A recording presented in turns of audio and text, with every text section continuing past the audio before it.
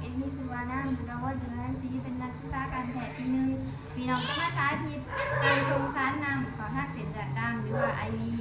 ศึกษาของบุญคนเจ็บมีชื่อว่าพอบุญคำอายุ69 ปีอยู่บ้านรักเมืองปากเสแขวงจำปาสักเขามานอนโรงหมอด้วยอาการถอกท้องเป็นน้ำร้ายข้างแล้วก็มีอาการอิดเมื่อยคนเจ็บอยู่ห้องเบอร์5เด็กเตียงเบอร์4ตามแผนการกินครัวของทานหมอแม่นหายทรงสารน้ำแม่นน้ำเกลือ NSS ในปริมาณ500 ml เขาทางเส้นเลือดดำปริมาณหยอดน้ำแม่นอัตราการหยอดแม่น27หยอดต่อนาทีหายหมดภายใน6 ชั่วโมง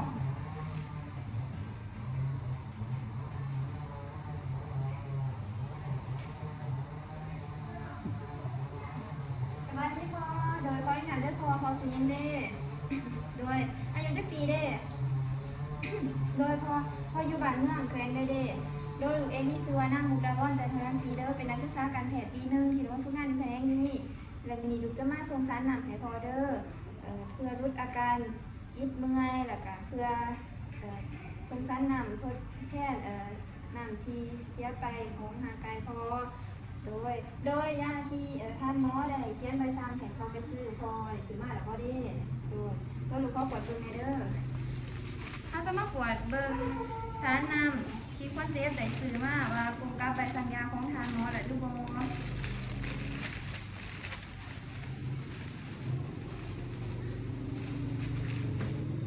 โดยพ่อให้พ่อพักผ่อนถ่ายรูปประมาณ15 นาทีเด้อโดยถ้าหากว่าพ่ออยากเข้าห้องน้ำคลายน้ำคลายเบาหรือว่าอาบน้ำเปลี่ยนเครื่องพ่อก็สามารถที่จะได้เด้อเพราะเนื่องจากว่าการส่งสารน้ำนี้ในสายเวลาโดนด้วยพ่อแล้วแต่เขาเอาสารน้ำและยามาจากเครื่องเทปแล้วเขาจะมากวาดเบิ่งเนาะว่าเขาจะมากวาดเบิ่งสารน้ำพร้อมทั้งคำนวณปริมาณหยอดน้ำให้กลมกับแผนการกินครัวของทานหมอ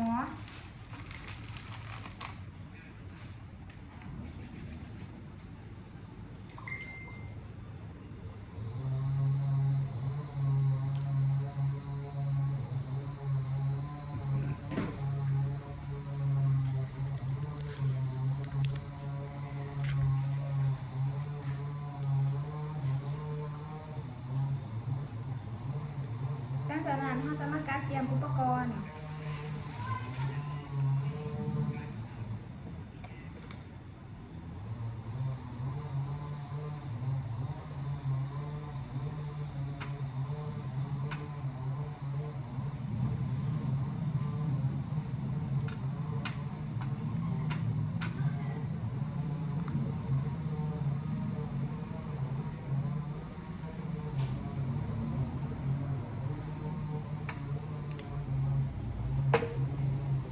ขี้ยาไหมคะจะถิงลงในทั้งขี้ยาที่เราได้เตรียมไว้สำหรับใส่เครื่องเปื่อนทั่วไปเครื่องที่ใส่ทั่วไปเนาะ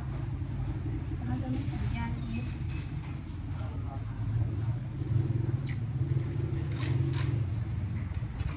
จิตยาติดไว้ประมาณ3-4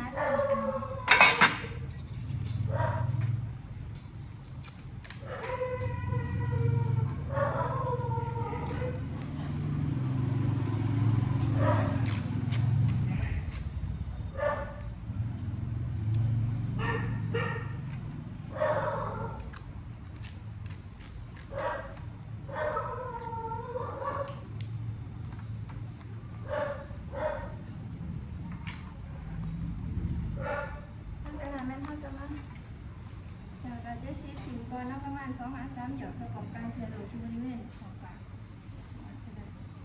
ใช้คำนี้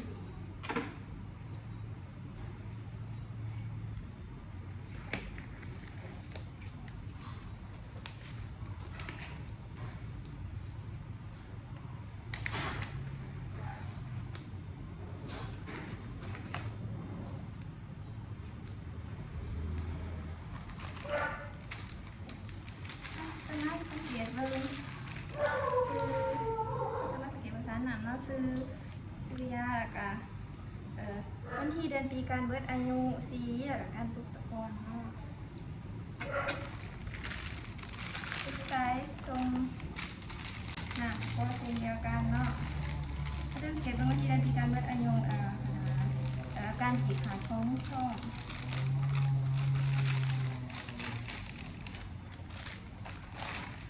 เข็มการแต่เปอร์เซ็นต์เดียวกันสังเกตว่าวันที่เดือนปีการวัดอายุและขนาด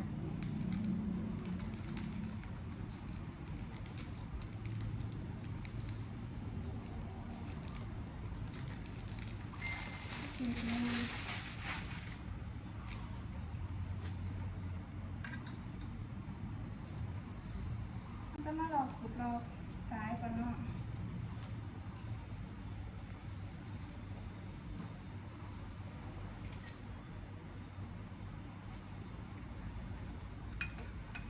จากนั้นเขาจะมาอนามัยด้วยตั้งแต่ที่จุ่มระดับ70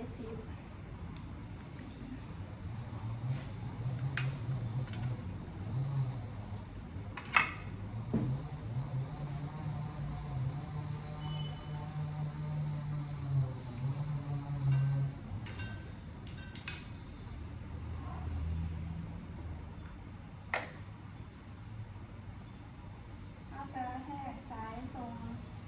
ซ้ายหนังกลับไปได้ซ้ายหนังเนาะแล้วก็บีบเกลือลง1/3ลงไปได้พอพักซ้ายหนังแล้วก็เปิดปุ่มอากาศแล้วเราจะมาทดสอบซ้ายแล้วก็ใส่อากาศออกนอก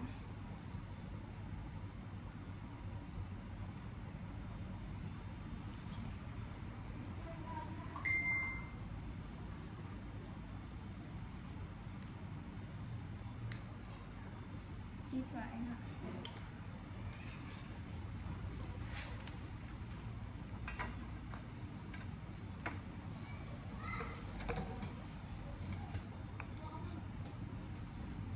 ขีดซ้ำดีปุ่มระดับที่4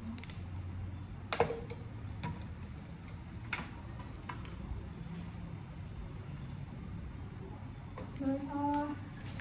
ถูกได้หลายทรงซ้ายหนังพอแล้วเด้อแต่หลังจากนั้นเขาจะมาตั้งสภาพแวดล้อมปิดพัดลมเปิดไฟมีแสงสว่างเพียงพอแล้วก็ปิดปากกามันเจ็บเขาใหญ่เด้อพอใช้เอาแขนเด้อ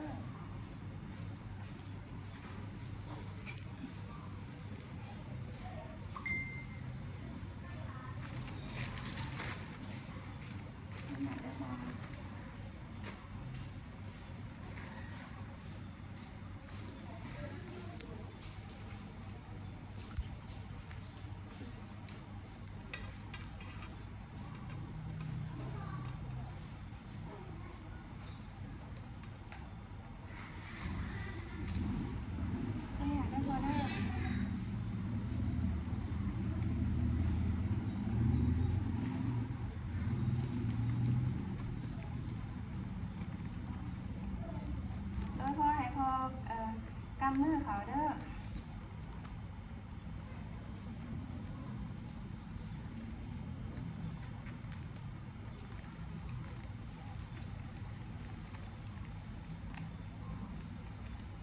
ถ้าจะมาอนามัยบริเวณที่ตะแคงเข็มด้วยเรา70ตำหนิที่จุ่มได้เรา70มาก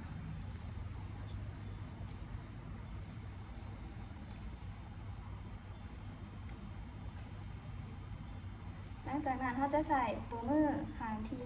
เข้าบถนัดนอกดึงให้ผิวน้ำเค็งบุดเส้นเลือดเค็งนอกแล้วเขาจะแท่งเข็มในมุม45องศาโดยเขาจะใส่ปูมือเค็งให้ห่างจากจุดที่เขาจะแท่งเข็มลงประมาณ2.5-3 เซนติเมตรแล้วเขาจะแท่งเข็มในมุมเขาจะง่ายปลายตัดของเข็มขึ้นด้านเทิงในมุม45องศาเลยเนาะหลังจากที่เขาแท่งเข็มเข้าไปได้อย่างแล้วเขาจะใส่มือเนาะดันเข็มที่เป็นโลหะออกมาเบิ่งว่ามีเลือดข้างอยู่บริเวณเข็มที่เป็นยางหรือบ่ถามว่ามีเลือดออกมาแม่นแสดงว่าแท่งถึงเส้นเลือดแล้วเขาจะใส่มือดันเข็มที่เป็นยางเข้าไปใช่เนาะ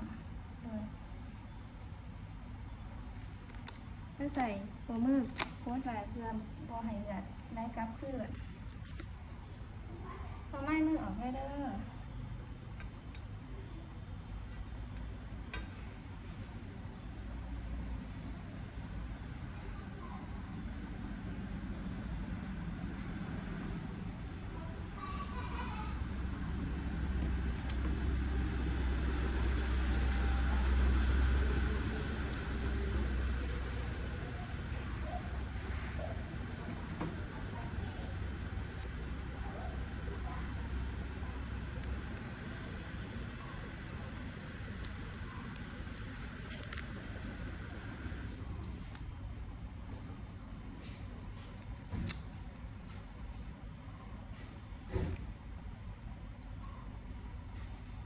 ถ้าจะมาปรับอัตราการหยอดของน้ำเนาะเจ็ดหยอดตอนนั้นก็เจ็ดหยอดตอนนาที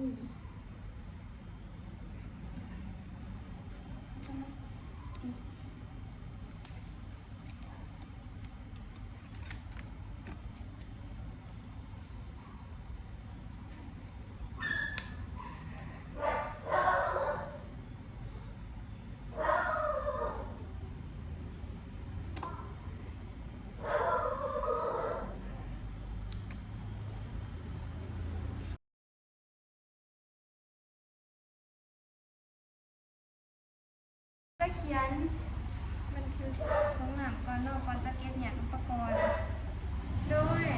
ซื้อแมนขอบคุณข้ามสารน้ำแมนเอ็นน้ำเกลือ NSS ถุงดีไซน์แมนถุง1 ถุงทำอีทเนาะยาผสมแมนโมนี่เวลาแมน8:00ตอนเช้าจำนวนหยอดแมน27หยอดตอนนาทีจำนวนหยอดน้ำตอนนาทีแมน27หยอดตอนนาทีเนาะแต่ว่าเวลาที่น้ำจะหมดแมน1 โมงแรก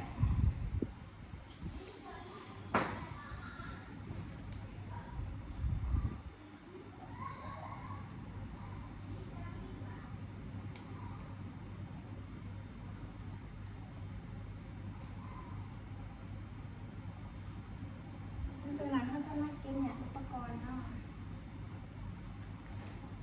แล้วก็เนี่ยแล้วก็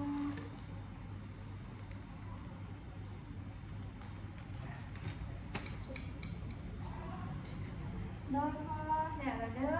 บ่อยพอนอนเต็มซ้ายเด้อเพราะมันอาจจะยืนให้เข็มรูดเข็มเดือดหรือว่าเดือดได้กับถึงซื้อซ้ายเด้อแล้วก็บ่อยพอพยายามตีแขนร้ายเกินไปเด้อตีแต่เด็กน้อยแล้วก็ถ้าหากว่า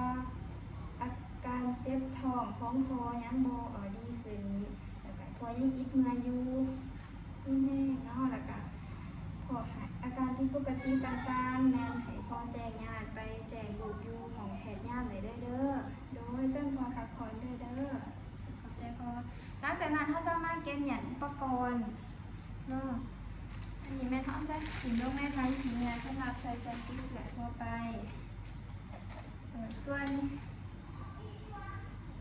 เข็มแม่ท้องจะถิ่มแม่ทางขียาสำหรับใช้เกินติดเสือที่เป็นโลหะ